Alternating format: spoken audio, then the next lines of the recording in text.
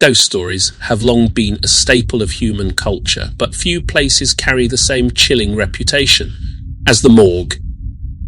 These sterile, quiet spaces are meant for the dead, yet time and time again, those who work among the departed report something far from lifeless.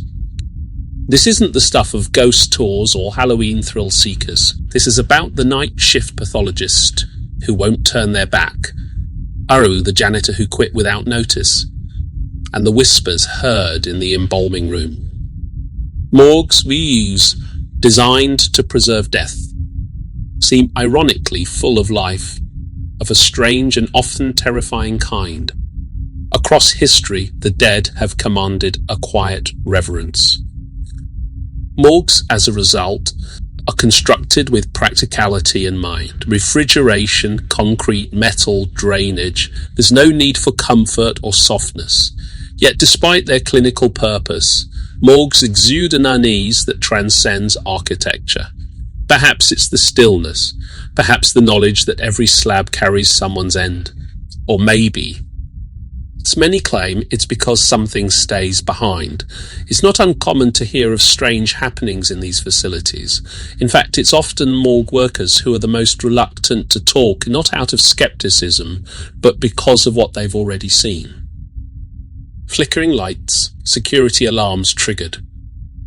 With no explanation, gurneys rolling on their own, or the hum of voices when no one else is around. A cleaner at a New York City morgue recounted an incident from 2019. Late at night, while mopping near the refrigeration units, she heard a loud metallic clang. Thinking something had fallen, she turned only to find one of the drawers open. It had been firmly shut minutes earlier. No one else was on shift. Then there's the case from Manchester, UK. A mortuary assistant working alone one December evening reported a series of whispers emanating from behind the closed doors of the viewing room. Thinking someone had perhaps entered without her noticing, she checked empty. On returning to her station, she found the body she had been preparing had shifted ever so slightly, one arm now hanging partially off the table. CCTV footage later confirmed no one had entered or exited the area in that time frame. These accounts aren't isolated. In Japan, staff in urban hospitals frequently refuse to take late shifts in certain facilities, citing ghostly activity in the lower floors. A morgue in Osaka gained notoriety in the early 2000s after multiple nurses and technicians complained of seeing a figure standing motionless near the freezer doors. A woman in a hospital gown, her face obscured. No patient had died matching that description, and yet the sightings persisted.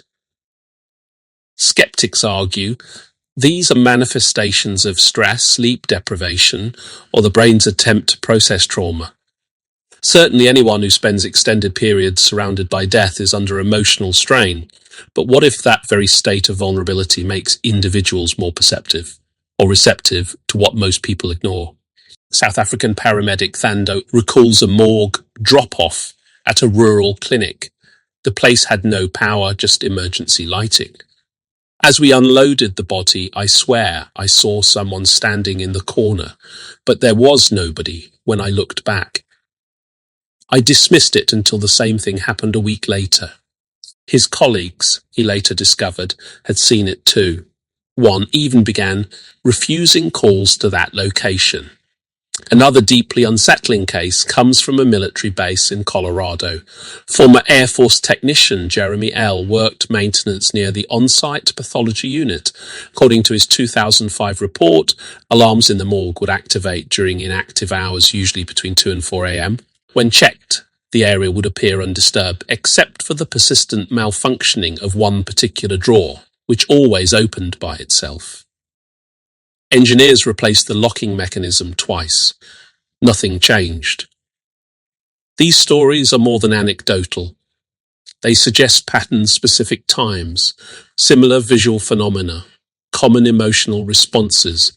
Entities, if that's what they are, seem drawn to areas where trauma and finality intersect. The morgue is not a place of rest. It is a station, a way stop between death and burial. Could it be that the spirit lingers in this liminal state, confused or unwilling to move on? Science offers limited answers.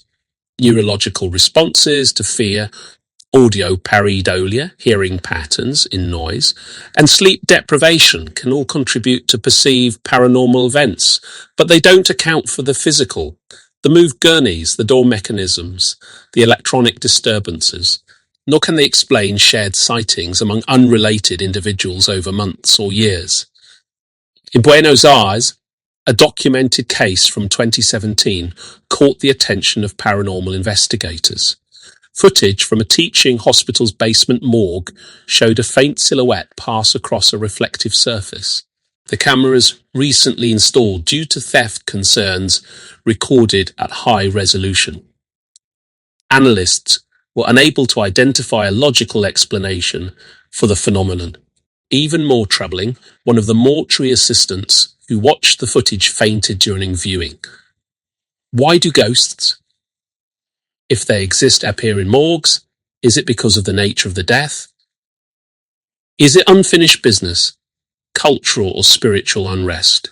Or is the very atmosphere of a morgue saturated with death an energetic beacon for the other side? The idea of spiritual residue is not new. Many belief systems assert that the soul requires a period of transition after death. If interrupted by trauma, isolation, or denial, it can linger. The morgue becomes not just a place of cold storage, but a holding cell for unresolved energy. Some even propose the presence of portals in these spaces, conduits through which spirits pass and sometimes remain. While many would dismiss these claims as urban legend, folklore has a strange way of aligning with the anecdotal record. When multiple individuals across cultures and continents describe similar encounters, a pattern emerges that science may not yet be equipped to fully understand. But there's more. Several forensic professionals have turned to spiritual cleansing rituals. In one anonymous account from Detroit, staff regularly invite a local priest to bless the facility, not for religious reasons, but to quiet the room. It seems to work. The night shift reports fewer disturbances for weeks after each visit.